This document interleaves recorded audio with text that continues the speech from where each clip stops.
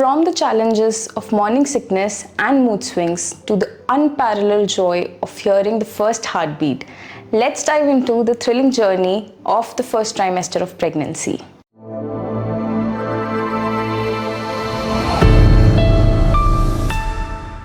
Hi everyone, I'm Dr. Shubhiaggarwal and welcome to the second episode of Blossoming Bellies, your guide to a healthy pregnancy.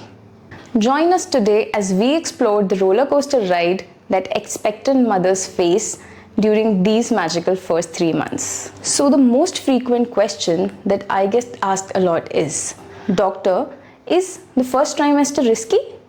Well, it may be, it may not be. But risky why?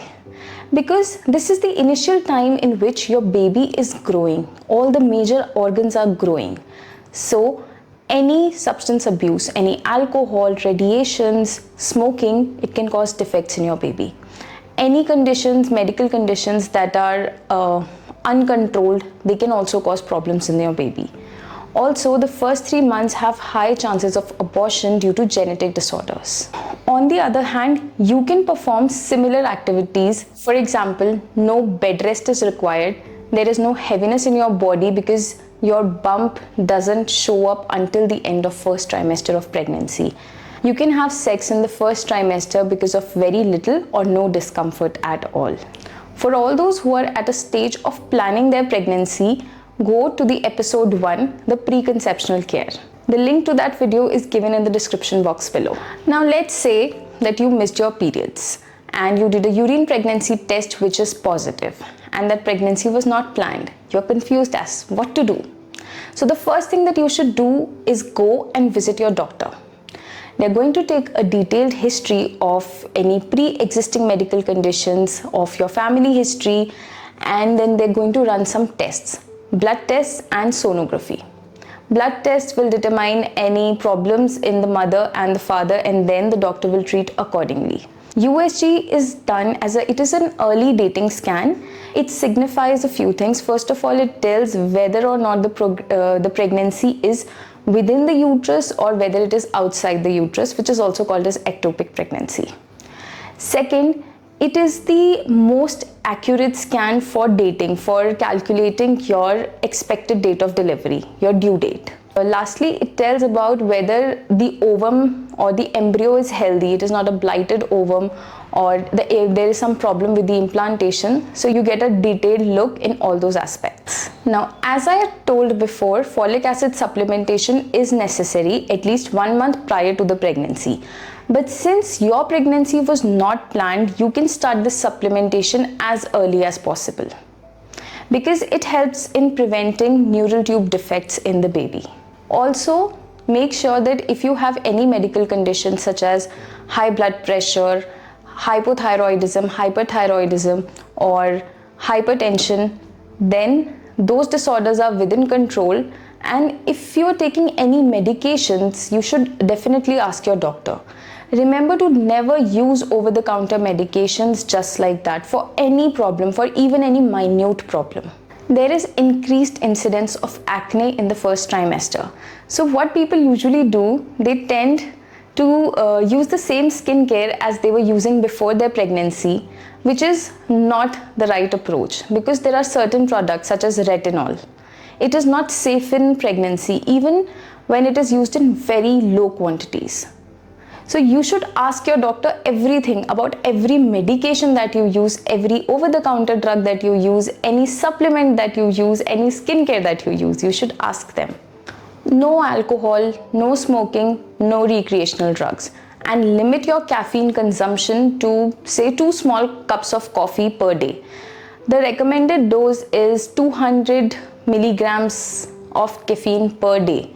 But remember, the other substances that you use, if you drink Red Bull, colas or any other drinks, even green tea and tea have small amounts of caffeine in them. So 2 small cups of coffee is okay. If you're fond of non-vegetarian food items, never to eat any food which is undercooked or raw.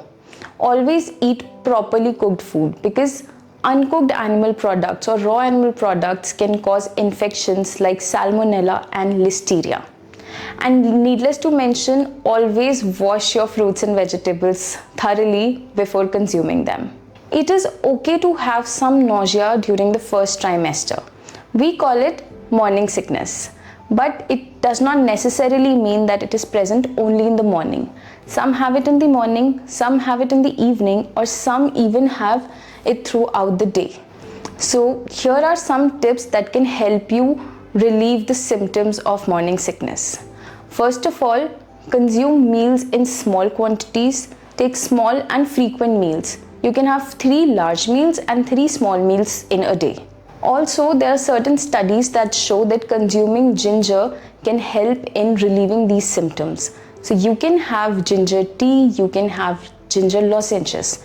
But remember not to take ginger ale because it can further increase your problem. Now, when a woman have a vomiting that is so severe that she cannot eat at all and she is losing weight because of that, she is feeling weak because of that, and she might even sometimes require hospitalization because of excessive vomiting. That condition is called as hyperemesis gravidarum. Hyperemesis gravidarum is very severe and many times it needs hospitalization. So if you have vomiting that you feel you're not able to retain anything, go visit your doctor in the early time only. Do not let it proceed further. Constipation is also one of the most common symptoms that women feel during their pregnancy. This is because of the hormone HCG. So remember to have a lot of fiber. Eat fruits and vegetables. You can add dietary fiber also, like supplemented fiber.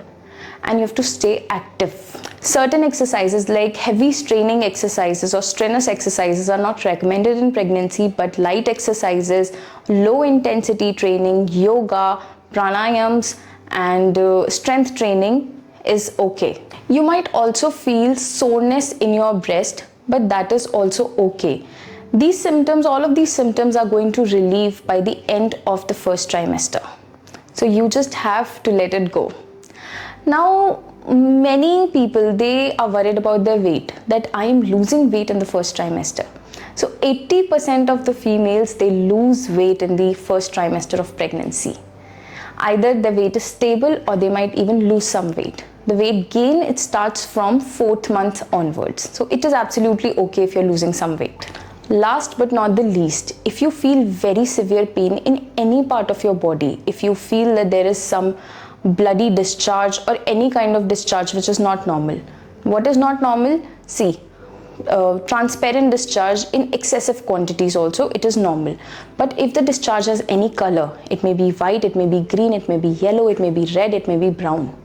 Or if it is associated with the other symptoms such as itching, burning or redness, then you must definitely visit your doctors. Urinary tract infections and vaginitis have to be treated, and do not take medicines by your own.